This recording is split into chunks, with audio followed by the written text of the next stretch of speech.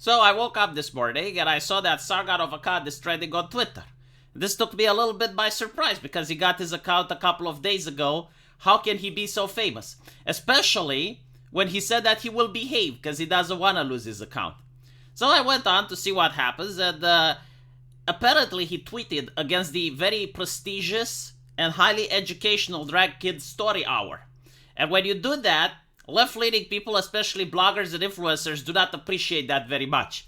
Usually they will start with but what about my Catholic Church? But what about my Epstein? But what about my... And I'm thinking weren't those already discussed and everyone was on board with it? I don't remember a single person when the Catholic Church scandal came out to say that, ignore the church, but what about my, that didn't happen. Everyone was like, yeah, no, that's kind of fucked up. We should actually hold these people to account, right? So they're kind of like Jedis using their lightsabers to deflect all of this criticism that comes towards the drag queen kids story hour.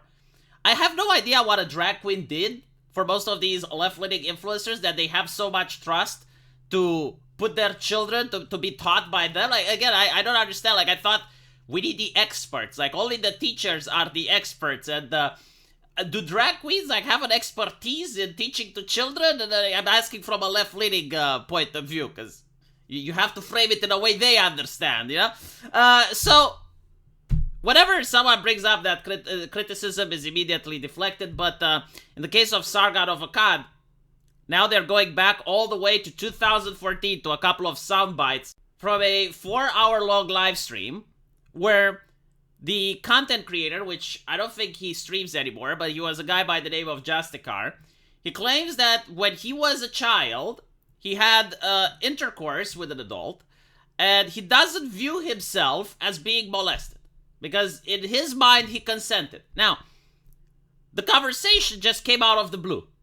So he was taken aback a little bit because this is a heavy topic that you don't expect to be receiving when you're in the public spotlight like that.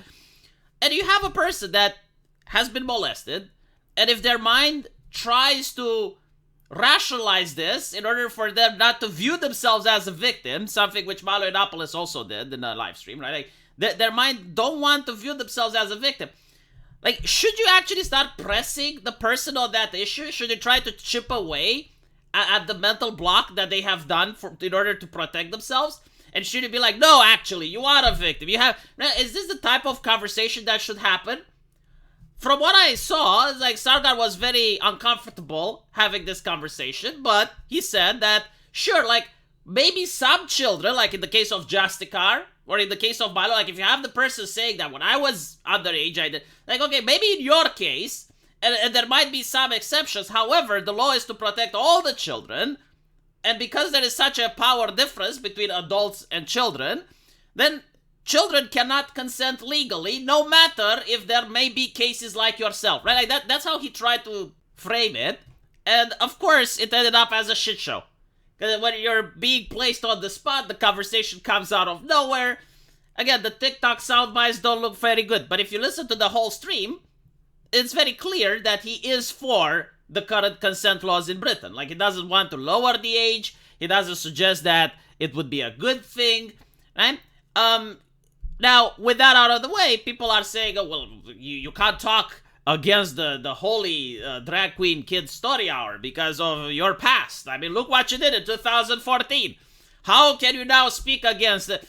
So, apparently, he contacted a series of defamation lawyers and archived tweets from certain people who should know better. Things are in motion.